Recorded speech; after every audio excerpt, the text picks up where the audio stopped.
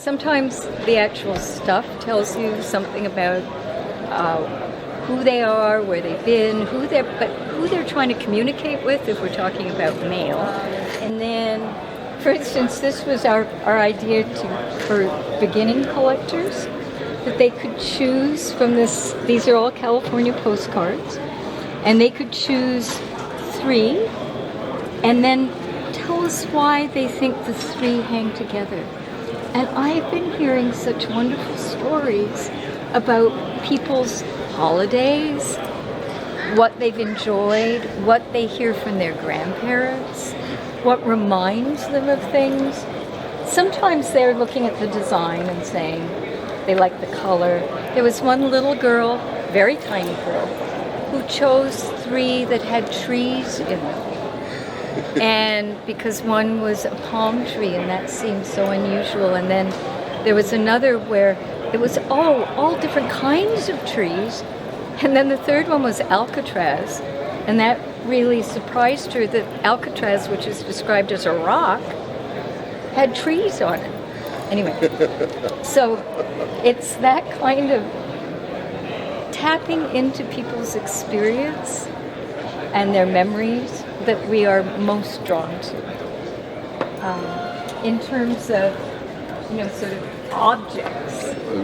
You've already done this, yeah, right. Well, but this, I was showing this to somebody the other day, and this is such a great example. This was a promotion, a company, Armstrong Quaker Rugs, who sold rugs and did it through a jigsaw puzzle, picturing children that could do the puzzle, but the children in the picture are playing with blocks that spell out our Armstrong's Quaker Rug, and then written on their chalkboard, dirt wipes right off, and they've spilled their tea on the carpet, but you don't need to worry because it wipes right off. And then that's one side. The other side of the puzzle is a different design, and this is 1930, just when the sort of Art Deco hard edge is more interesting to some people in terms of design.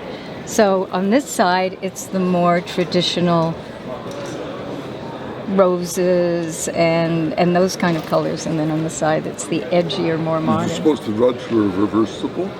Oh, probably. Good point. Yeah. Yeah. Probably.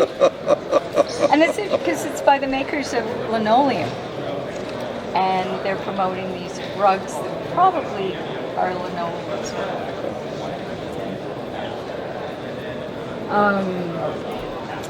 Looking at what's on the back, that the doves with the mailbox, that bright red mailbox, that's actually a printing proof for a sign.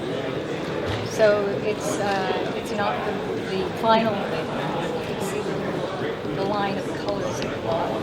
This is a chromolithograph, which was lithography was when the image is etched onto a stone, and each color needs a separate stone, so it gets passed through the printing press on a different stone. So you can see here, there's several of them. Red is most obvious, but then there's that sort of turquoisey blue for the ribbons. There must be a half a dozen colors. I know. It's a really complex that's one. the number of times. There's half a dozen. Yeah. So that was around 1875. And that was the style of mailbox in 1875, which is interesting too. To the left of it, that is heavy cardboard, and the wings on the side were meant to bend in, and that would be a counter card to promote the idea of letters of credit, which was like credit cards for travelers. And so they're using Lindbergh on the right and the Graf Zeppelin to promote that idea that, travelers from the most famous, like Lindbergh, and to all the people who were attracted to flying on the Zeppelin. They might need letters of credit when they go to a foreign country. Then to the left of that, there's World War I below, which is a promotion for war savings stamps to help crush the Kaiser. And there's Uncle Sam's hat being filled with coins then by the war bonds that would help destroy Germany in World War I. Then above it is one of the most famous images from World War II, the raising of the flag on Iwo Jima. And that poster comes in many different sizes. It's an official government poster, but that's the smallest. Then it's creased because it would have been folded in an envelope, sort of that size of envelope to be mailed. And then all the material in the next row. Well, did you talk about we're 50 years? Yeah, I talked about the 50 years, and I just okay. did some of the favorite things the, for the space and time collection. So on the sort of micro level, we love talking with people about what they remember and what they're drawn to. On the macro level, we like building collections around themes or around history. Can you tell me about like your personal experience on how you, like how all of this came about, like how you got interested in it? All that? Yeah, Tell them that story. That's a great story, Chris. Okay, so I didn't know anybody who did this as a business. I'm not a collector at heart. I didn't, my mother was, and she kept trying to convince me to collect, and I wasn't convinced. I was a teacher, a high school teacher, and in 1978, Thanksgiving, I got into a car in a blizzard. I lived in northern Quebec, and I started to drive to visit a friend in Rhode Island, and my car broke down. And the friend, when he rescued me and we finally found a Volkswagen dealer to fix it, the dealer wouldn't take a Canadian credit card and he wouldn't take an out-of-state check. He would only take cash, and we had maybe $50 between us. But he said, I went last weekend to the Boston Antiquarian Book Fair and I met a guy who operates his business out of his home, and I think I kept his business card, and he lives near here. So he phoned, Rob answered the phone, and my friend asked if Rob could cash a check for him. Yes, and that's how we met.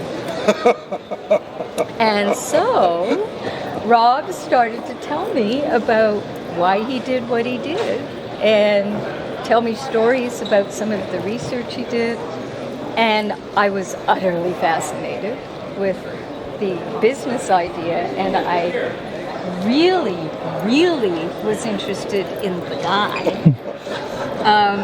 And so once we said, yes, we are in love, well, what are we going to do about it? Was he going to come up and live with me in Quebec? Or was I going to come and join the business? I decided to join the business. And absolutely no regrets. Yeah. And my mother was thrilled. because I then married a collector.